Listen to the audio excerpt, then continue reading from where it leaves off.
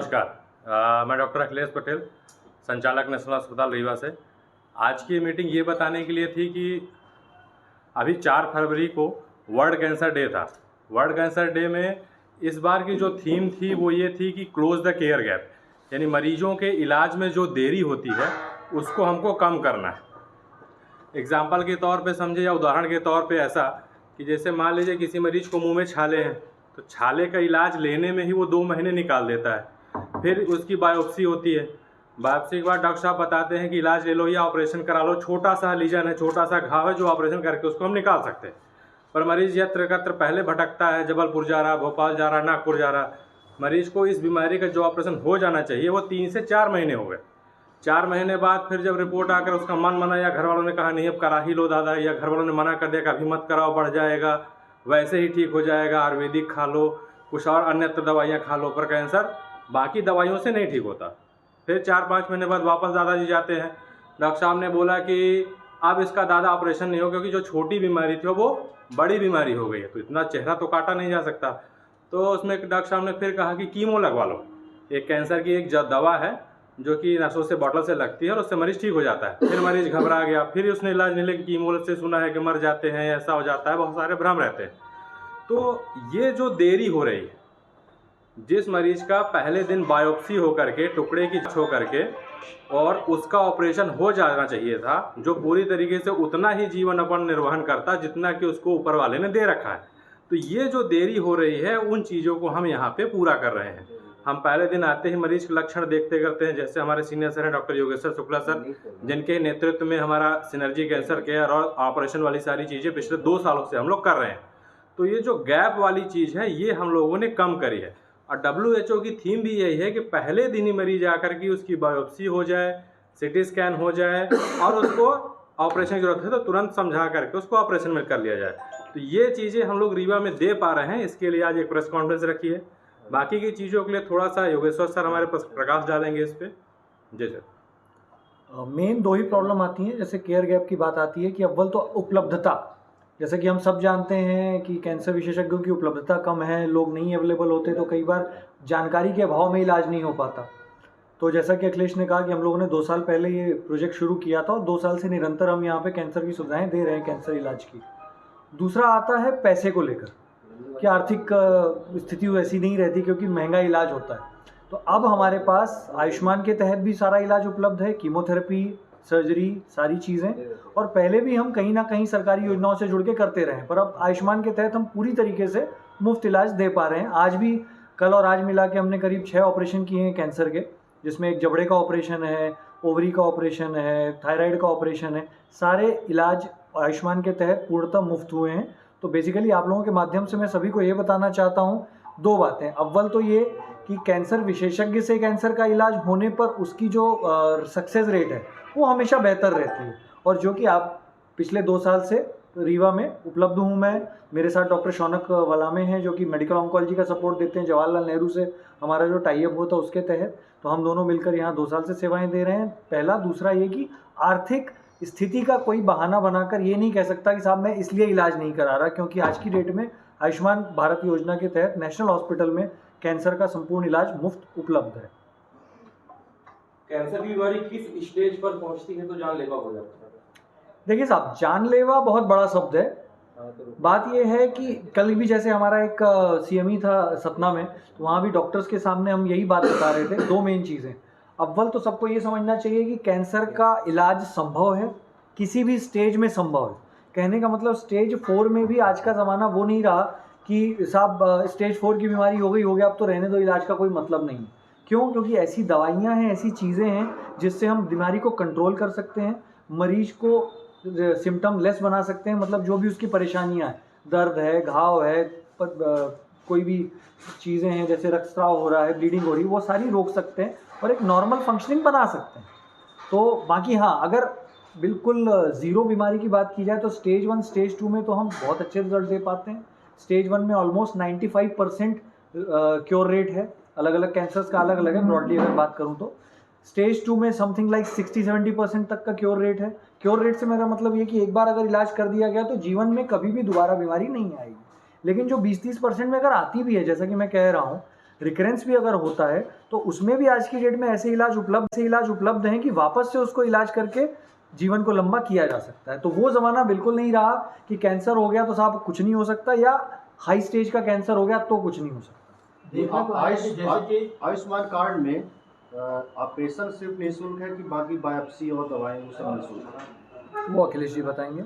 Ayushman card में 2 speciality हमारे पास हैं, जिसमें से कैंसर की कीमोथेरेपी, यदि मरीज का प्रूवन केस है, कहीं से यदि बायोप्सी, सीटी स्कैन, ये सारी चीज़ें हैं, तो हम उस पर कीमोथेरेपी पूरी तरीके से निःशुल्क है, जो 15,000 20,000 से लेकर करके 1 लाख रुपए तक की होती है अलग अलग बीमारियों में, वो संपूर्ण तरीके से निःशुल्क है। दूसरा ऑपरेशन है, तो ऑपरेशन भी अपने पास प्रूवन होना चाहिए, क्योंकि हमें पोर्टल में डालना रहता है कि हाँ ये मुंह का कैंसर है, पर्चे में रहना चाहिए बच्चेदानी का है। यदि उसके पास रिपोर्ट है तो ऑपरेशन भी पूरी तरीके से निःशुल्क है। ऑपरेशन में बिस्तर चार्ज, दवाई, ऑपरेशन का चार्ज, बेहोशी का चार्ज, आईसीयू का चार्ज, वार्ड की सारी चीज़ें निःशुल्क। जैसे देखने को आया है कि यहाँ पे रीवा शहर में जांच नहीं हो पाती है सही से, तो इस तरह की क्या व्यवस्था रहेगी अपने हॉस्पिटल में, और किस तरह से इलाज के लिए लोगों को फोर्स करेंगे कि इलाज कराएं, क्योंकि बिना इलाज के लोग मर जा रहे हैं। बात बिल्कुल आपकी सही है। इसमें देखिए जांचों में 2 प्रॉब्लम आती हैं, जो कि मैंने जैसा कि चूंकि हम 2 साल से काम कर रहे हैं तो हमने वो चीज़ें जब हमने शुरू किया था तो ये प्रॉब्लम बिल्कुल सही आ रही थी। जैसे एक तो सीटी स्कैन या एमआरआई कराते हैं तो फिल्म तो हो जाती है, बट रिपोर्ट का इशू आता है, क्योंकि नो डाउट उस लेवल की रिपोर्टिंग नहीं अवेलेबल है। बट जैसा कि मैंने कहा, हम लोग जब ऑन्को सर्जरी कर रहे हैं, पढ़ रहे होते हैं, हमारी ट्रेनिंग होती है, तो हमारी ट्रेनिंग ही होती है फिल्म पढ़ने की, हम रिपोर्ट पे जाते ही नहीं। तो वो पार्ट सेटल हो जाता है ऑनलाइन मेरे पास सब। जब मैं भोपाल में रहता हूँ तो फिल्म्स आ जाती हैं, मैं वहाँ से रीड कर लेता हूँ। जब भी मैं आता हूँ तो यहाँ फिल्म्स देखता हूँ, उसके बेस पे प्लानिंग होती है। दूसरी बात आती है बायोप्सी की, हिस्टोपैथोलॉजी जो इसे कहते हैं, तो वो भी हम यहाँ पे लोकली नहीं कराते हैं। जहाँ मैं भोपाल में हूँ वहाँ पे हमारे जो टाई अप हैं, हम वहाँ पे यहाँ से सैंपल भेज के कराते हैं। तो वो दोनों ही चीज़ों का हमने तोड़ निकाला हुआ। ऐसा है जैसे कि आपने नेशनल हॉस्पिटल में देखा गया है कि ऐसी मशीनें यहाँ पे आ जाए, क्यों भोपाल जाना जाए, क्योंकि यहाँ पे इलाज कराएं फिर उसके बाद वहाँ जाए, तो इस तरह की व्यवस्था क्या रहेगी और कैसी रहेगी? बिल्कुल सही बात है। जैसा कि मैं बताऊं, शुरुआत जब हमने की थी, हमने केवल सर्जरी से शुरू की, चीज़ें धीरे धीरे बढ़ी। फिर हम विभिन्न योजनाओं से जुड़े सरकारी, तो हमने आर्थिक सहायता दी मरीजों को। फिर धीरे से हमने जवाहरलाल नेहरू से टाई अप किया, क्योंकि मेडिकल ऑन्कोलॉजी सपोर्ट की प्रॉब्लम आ रही थी। जैसा कि सभी जानते हैं कि भाई 3 विधाएँ हैं, रेडिएशन, कीमो और सर्जरी, तो तीनों के अलग अलग स्पेशलिस्ट होते हैं। तो रीवा में नेशनल के पहले, या कहीं भी मैं कहूँगा विंध्य रीजन में, मेडिकल ऑन्कोलॉजिस्ट की व्यवस्था नहीं थी, तो हमने जवाहर से टाई अप किया, तो वो लाए। अब तीसरी चीज़, जैसा कि आपको जो इंडिकेशन है रेडिएशन का, मैं समझ रहा हूँ, तो अगला स्टेप शायद वही है। थोड़ा सा वो बड़ा प्रोजेक्ट होता है, लगे हैं, देखते हैं आगे अगर कुछ बन पाए चीज़ें तो। बाकी 3 में से 2 विधाएँ तो हमने क्रैक कर ली हैं, कंटिन्यूसली कर रहे हैं। तीसरी चीज़ है, देर सवेर भगवान ने चाहा तो वो भी होगा। अपने माध्यम से लोगों को क्या बताना चाहेंगे, कैंसर किस तरह से खतरनाक बीमारी है, अपने माध्यम से बताएंगे कि क्या कैसे इलाज किया जाए? 3 बातें बताना चाहूँगा। अव्वल तो ये कि हम सब जानते हैं कि कैंसर कारक क्या है, शराब, ये सब नशों से बचें। दूसरा, छोटा सा अगर कोई प्रॉब्लम होता है, जैसे छाला हो गया, गठान हो गई, रक्तस्राव हो रहा है, ब्लीडिंग हो रही है, जॉन्डिस हो रहा है, तो उसको नज़रअंदाज ना करें कि अरे हम डॉक्टर के पास जाएंगे तो कहीं कोई बीमारी ना निकाल दे। डॉक्टर कोई बीमारी नहीं निकाल रहा है, बीमारी है आपके अंदर, डॉक्टर उसका इलाज करेगा। आप जल्दी पहुंचेंगे, जल्दी समझ में आएगा, स्टेज 1 में आएंगे, उसका कन्फर्म इलाज हो पाएगा। और तीसरा, अगर कोई मरीज को पता चलता है आपके आसपास या किसी के बारे में, तो उसे कृपया हताश ना करें कि साहब कैंसर हो गया, अब इलाज नहीं हो सकता है। कैंसर का इलाज, संपूर्ण इलाज उपलब्ध है आज की डेट में। हर वो इलाज जो महानगरों में उपलब्ध है वो रीवा में उपलब्ध है, और हर वो इलाज जो किसी और शहर में मुफ्त आयुष्मान के तहत उपलब्ध है वो रीवा में उपलब्ध है।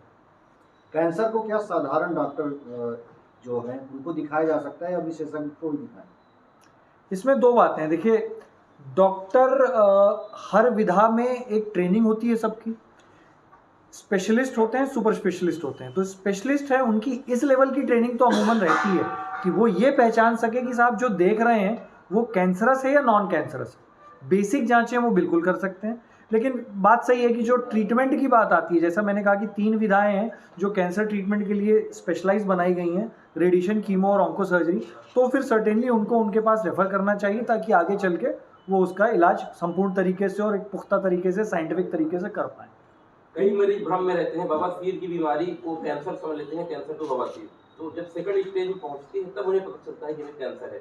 इसकी पहचान क्या है बवासीर और कैंसर में, ब्लीडिंग में? मरीज से ज़्यादा साहब जो झोला छाप बैठे हैं, मैं कहूँगा वो इस चीज़ का रहते हैं। हमारे पास बहुत मरीज आते हैं, साहब इंजेक्शन लगा रहे थे, धागा बंधवा रहे थे, ये कर रहे थे, वो कर रहे थे, और फिर अंततोगत्वा पता चलता है कि तो बवासीर था ही नहीं, कैंसर के साथ खेल रहे थे।